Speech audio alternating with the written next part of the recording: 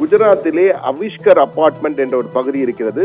அது அகமதாபாத்தில் உள்ள மிக முக்கியமான பகுதி. அந்த அவிஷ்கர் அபார்ட்மெண்டிலே ஒரு வாடகை வீட்டிலிருந்து திடீரென அங்கு கள்ளப்பணம் பதுக்க வைக்கப்பட்டிருப்பதாக வந்த தகவலை அடுத்து தீவிரவாத தடுப்பு போலீசார், ஆன்டி டெரரிஸ்ட் ஸ்குவாட் என்று அழைக்கப்பட்ட தீவிரவாத தடுப்பு சிறப்பு பிரிவு மற்றும் டைரக்டரேட் ஆஃப் ரெவென்யூ இன்டெலிஜென்ஸ், வருவாய் புலனாய்வுத்துறை ஆகிய இருவரும் இணைந்து ஒரு சோதனையை மேற்கொள்கிறார்கள்.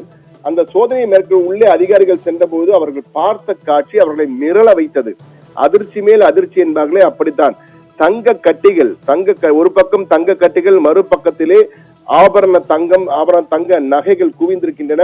இன்னொரு பக்கத்திலே அல்ல குறையாத அளவுக்கு கோடிக்கணக்கில் ரொக்க பணம், மறுபக்கத்திலே விலை உயர்ந்த கை கடிகாரங்கள், வைரம், வைடூரியம், பிளாட்டினம் என்பது என்ற போன்ற விலை உயர்ந்த கற்கள் பதித்த கை கடிகாரங்கள் எல்லாம் ஒரு பக்கம்.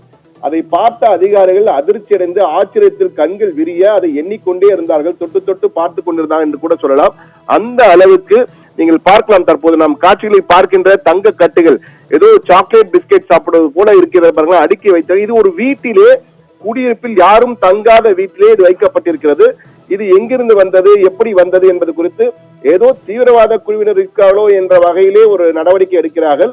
ஆனால் கள்ளப்பணம் இருப்பதாகவும் ஏதோ 4 தீவிரவாதிகள் உள்ளே ஒளிந்திருக்க என்ற வந்த ரகசிய தகவலை அடுத்து அந்த ஆன்டி டெரரிஸ்ட் ஸ்குவாட் என்ற ATS என்ற அழைக்கப்பட்ட தீவிரவாத தடுப்பு பிரிவும் DRA என்று அழைக்கப்படுகின்ற வருவாய் புலனாய்வுத்துறையும் இணைந்து அந்த சோதனை செய்ய உள்ளே சென்றவுடன் அந்த வீட்டில் பூட்டியிருந்த கதவை உடைத்து உள்ளே செல்கிறார்கள்.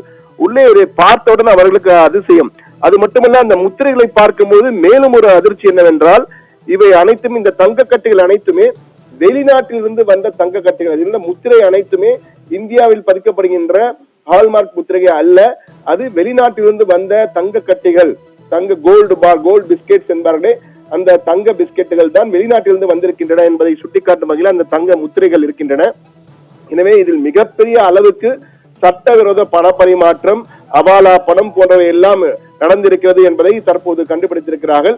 இதன் பின்னணியில் யார் இருக்கிறார் என்று பார்க்கும்போது அதிர்ச்சி மேல் அதிர்ச்சி என்பார்கள். அந்த அதிர்ச்சி மேல் அதிர்ச்சி ஷா குடும்பத்தினர் தான் ஈடுபட்டிருக்கிறார்கள்.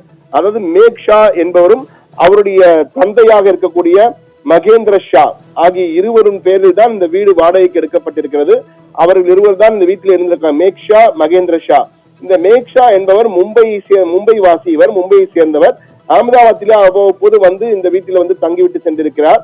அவர் இந்த ஸ்டாக் மார்க்கெட்டிங், அந்த பங்கு சந்தையிலே ஒரு தரகராக இருந்திருக்கிறார். பங்கு சந்தையில் தொடர்ந்து இணைந்து பல்வேறு வர்த்தகங்களில் ஈடுபட்டிருக்கிறார். பங்கு வர்த்தகங்களில் குறிப்பாக டப்பா ட்ரேடிங் என்ற வகையிலே, அதாவது பங்கு சந்தைக்கு வெளியே சட்டவிரோதமாக பண பரிமாற்றம் செய்யக்கூடிய டப்பா ட்ரேடிங் என்று கூறுகிறார்கள்.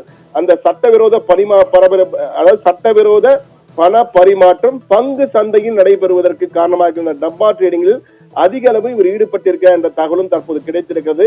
இதையடுத்து இவர்கள் பின்னணியில் யார் யார் இருக்கிறார்கள், ஷா குடும்பம் என்றவுடன் மேலும் பல அதிர்ச்சியாக இது உள்துறை அமைச்சர்களுக்கு தொடர்புடையவர்களா என்றெல்லாம் விசாரிப்பதற்கு ஒரு பக்கம் பலர் விமர்சனங்களை செய்ய ஆரம்பித்திருக்கிறார்கள். ஆனால் இது வேறு நபர்கள், அங்கு ஷா என்ற பெயரில் நிறைய நபர்கள் இருக்கிறார்கள். அந்த வகையிலே தற்போது இந்த நடவடிக்கை இவர்கள் மீது எடுக்கப்பட்டிருக்கிறது. இருவரும் தற்போது விசாரணைக்கு உட்படுத்தப்பட்டிருக்கிறார்கள். இவர்கள் பின்னணியில் யார் யார், எந்த வெளிநாட்டிலிருந்து தங்கங்கள் வந்திருக்கிறது, எப்படி தங்கத்தை உள்ளே, இவ்வளவு தங்கத்தை எப்படி கொண்டு வந்தார்கள், மொத்தமாக நீங்கள் பார்த்தீர்கள் என்றால் 87.9 கிலோகிராம், கிட்டத்தட்ட 88 கிலோ கோல்டு பார்ஸ், அதாவது தங்க கட்டிகள். அதே போன்று 19.61 கிலோ ஆபரண தங்கம், கிட்டத்தட்ட 20 கிலோ ஆபரண தங்கங்கள்.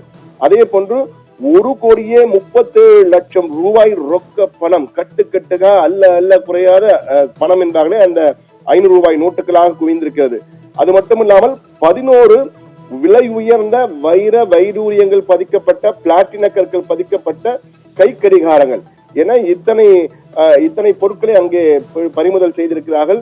இது தொடர்பாக மேலதிக விசாரணைக்கு பெரிய அதிகாரிகளுக்கு எல்லாம் வந்து தற்போது பார்த்து என்றால் மிகப்பெரிய அளவுக்கு பறிமுதல் வேட்டை நடந்திருப்பதால் இது பெரிய அளவுக்கு தற்போது விசாரணை செய்யப்படுகிறது. சிறப்பு உயர்திகள் அமைக்கப்பட்டு யார் மூலியமாக எங்கிருந்து வந்தது, இந்த வலை பின்னலில் யாரெல்லாம் இருக்கிறார் என்பது குறித்து தீவிர விசாரணைக்கு தற்போது உத்தரவிடப்பட்டிருக்கிறது. ராஜேஸ்வரி.